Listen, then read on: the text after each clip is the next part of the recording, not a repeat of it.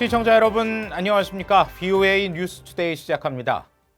미국이 이란 군부 실세 카셈 솔레이마니 사령관을 사살한 것과 관련해 미 정치권에서는 북한 문제와 연계한 지적이 나오고 있습니다.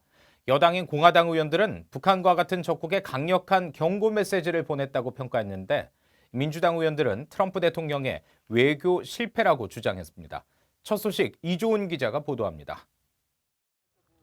미국이 이란 군부 실세인 카셈 솔레이마니 사령관을 제거했다고 발표한 다음 날인 지난 3일 트럼프 대통령의 측근으로 알려진 린지 그레이엄 상원 의원은 폭스뉴스와의 인터뷰에서 미국의 이번 대응은 적국에 강력한 경고 메시지를 보낸다며 북한을 거론했습니다. So this was a preemptive attack to let everybody in the world know from North Korea, just anybody else, that if you come after Americans on President Trump's watch, you do so at your peril. 그레이엄 의원은 그러면서 솔레이마니는 미국의 대응과 관련해 트럼프 대통령을 오판했기 때문에 죽은 것이라고 주장했습니다. 민주당 의원들은 새해 불거진 이란 북한 문제가 트럼프 대통령의 외교 실패를 입증한다고 주장했습니다. 크리스 쿤스 상원 의원은 2일 MSNBC 방송과의 인터뷰에서 트럼프 대통령은 국제 외교에 대한 개인적 접근의 한계를 보고 있거나 심지어 실패를 보고 있는 것이라고 주장했습니다. 그러면서 북한과 이란 문제를 대표적인 예로 거론했습니다. 트럼프 대통령은 김정은의 마음을 사로잡아 핵무기를 포기하게 하고 이란을 고립시킬 수 있다고 생각했지만 두 경우 모두 전통적 외교를 저버려 문제라는 지적입니다.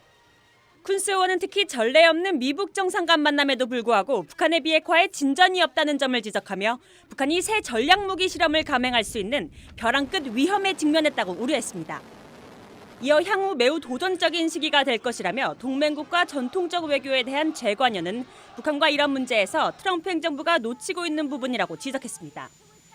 척 슈머 상원 원내대표는 5일 ABC 방송 디스위크에 출연해 트럼프 대통령은 외교 정책을 엉망으로 만들었다며 특히 북한은 트럼프 대통령이 외교를 시작했을 때보다 오히려 더 강해졌다고 주장했습니다.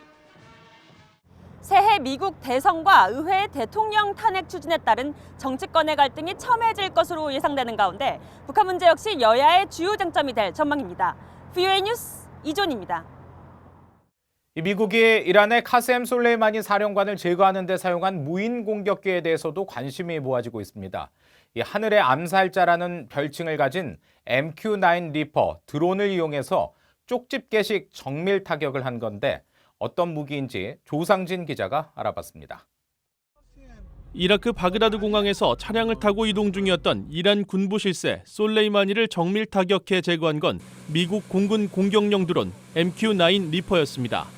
이번 솔레이마니 제거 작전은 실시간으로 솔레이마니의 동선을 추적해 공격하는 임기 표적 방식으로 진행됐는데 비밀정보원과 통신감청, 첩보위성, 드론 등 미국의 첨단 정찰 수단을 모두 동원해 솔레이마니 동선을 확인했고 MQ-9을 투입해 쪽집게처럼 표적을 타격했습니다.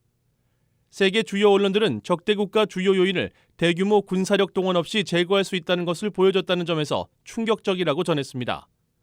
하늘의 암살자로 불리는 MQ-9은 고고도에서 장시간 비행할 수 있는 무인 공격기로 현재 90여 대가 실전 배치됐습니다. 최첨단 관측 표적 확보 장치가 장착돼 있고 표적의 일거수일투족을 감시하며 동선을 파악하기 때문에 따돌리기는 거의 불가능한 것으로 알려졌습니다. We see anything from going to the grocery store to washing their laundry outside. We'll watch them wake up in the morning. We can almost, after watching a compound for so many days, weeks, months. MQ-9 리퍼에는 1.7톤의 무기를 탑재할 수 있는데 특히 일명 닌자 폭탄으로 불리는 개량 헬파이어 미사일이 MQ-9에 탑재된 것으로 알려졌습니다. 개량 헬파이어 미사일은 폭발 없이 표적 근처에서 6개의 칼날이 분사되는 것이 특징으로 움직이는 차량의 운전자를 다치지 않게 하고 조수석에 앉은 표적을 제거하는 것이 가능할 정도로 정교한 무기로 알려져 있습니다. 주한미군은 지난 2018년부터 MQ-9과 비슷한 MQ-1C 그레이 이글 공격용 드론 12대를 운영하고 있습니다. MQ-9 리퍼보다 약간 작지만 무장 능력은 비슷한 데다 한반도 전역을 고화질로 감시할 수 있는 능력을 갖춰 북한군은 해마다 드론 대응 훈련을 강화해온 것으로 알려지기도 했습니다. 미국의 언론과 전문가들은 최첨단 장비를 이용한 미국의 같은 제거 작전이 북한 김정은 위원장에게 경고와 압박이 될 것이라면서 북한 김정은 위원장이 공개 활동을 자제하고 동선을 숨기려 할 가능성이 크다고 전망했습니다. VOA 뉴스 조상진입니다. 이 미국의 최대 압박에도 불구하고 계속되는 북중 교역과 밀무역 등 중국의 비협조적인 태도로 인해 제재 효과가 나타나지 않고 있다는 지적이 제기됐습니다. 이 제재에 대한 이런 구멍 때문에 북한이 핵과 미사일 역량을 계속 키우고 있다는 건데요. 김칸희 기자가 취재했습니다. 미국 국가이익센터가 주최한 대북 제재 효과와 관련한 세미나에 참석한 월러스 그렉슨 전 국방부 아시아태평양 담당 차관보는 대북 제재 이행의 문제점을 지적했습니다.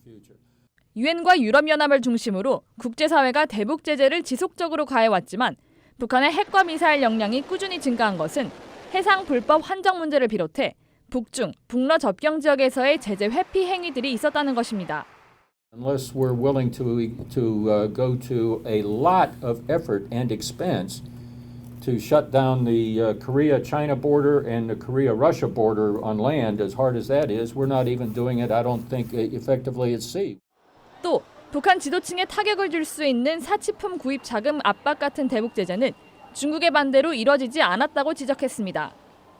2000년 방코델타 아시아은행의 금융 동결 전략도 북한 지도층의 사치품 구입 자금을 표적 삼아 효과적일 수 있었지만 결과적으로 중국이 개입해 효과를 보지 못했다는 설명입니다. 헨리 페론 미국 국제정책센터 선임연구원은 트럼프 행정부의 최대 압박 정책에도 불구하고 북한의 환율과 기름값이 안정세를 보이는 것은 지속적인 북중 교역 때문이라고 지적했습니다. 또 공식 통계에 잡히지 않는 밀수와 대북 지원을 감안하면 중국은 훨씬 더 큰 영향을 미칠 것이라고 밝혔습니다. They don't include smuggling. They also don't include tourism. The numbers also don't include Chinese aid to North Korea. 미국 외교정책단체 디펜스 프라이오리티스의 데니얼 데이비스 선임연구원은 북한이 원하는 제재 완화는 구체적인 비핵화 조치가 있어야 가능하다고 강조했습니다. North Korea could potentially offer up the dismantlement of the Yongbyon nuclear facility. They could potentially provide a listing of their nuclear weapons capabilities. They could potentially move some forces back, some of the artillery forces. They could physically move them back out of range of Seoul. 데이비스 연구원은 또 북한의 조치가 있기 전까지는 평화협정 체결과 북한이 적대 행위라고 부르는 대규모 연합훈련 중단 같은 조치들은 없을 것이라고 전망했습니다. VOA 뉴스 김칸입니다. 미국과 한국, 일본이 이번 주 워싱턴에서 고위급 안보 협의를 갖고 북한의 도발 가능성 등 올해 한반도 정세를 논의할 것으로 알려졌습니다. 정의용 청와대 국가안보실장은 미국 워싱턴에서 8일 로버트 오브라이언 백악관 국가안보보좌관과 기타무라 시게루 일본 국가안전보장국장 등과 만나기 위해 6일 출국했다고 한국 언론들이 보도했습니다. 세 사람은 북한 김정은 위원장이 최근 노동당 전원회의에서 새로운 전략무기를 거론하고 핵과 대륙간 탄도미사일 실험 유예 중단을 시사하는 등 도발 가능성이 제기된 상황에 대한 평가를 공유하고 미북 협상 재개 방안 등을 논의할 것으로 알려졌습니다. 안토니우 구테우스 유엔 사무총장은 새해 국제 정세와 관련해 지정학적 긴장감이 이번 세기 들어서는 최고 수위라고 우려를 표시했습니다. 구테우스 총장은 6일 유엔 본부에서 기자들에게 이같이 말하며 특정 국가를 언급하지 않은 채 긴장 고조 속에 더 많은 국가가 예측 불가능한 결정을 내리면서 예측 불가능한 결과와 중대한 오판의 위험으로 이어질 수 있다고 경고했습니다. 그러면서 전 세계 지도자들을 향해 긴장 조성을 중단하고 최대한 자제하며 대화를 것을 촉구한다고 말했습니다.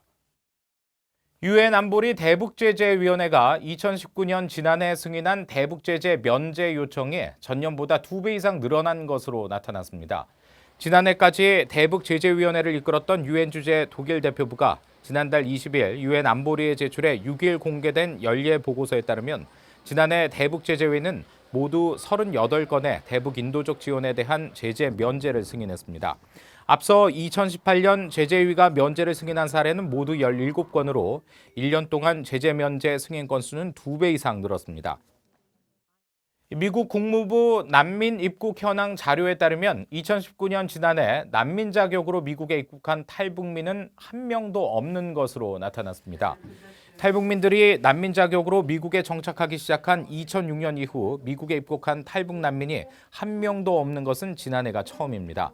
전년도인 2018년에는 탈북민 6명이 난민 주의를 받아 미국에 입국하는 등 2006년 처음으로 탈북 난민이 들어온 것을 시작으로 지금까지 모두 218명이 미국에 정착했습니다.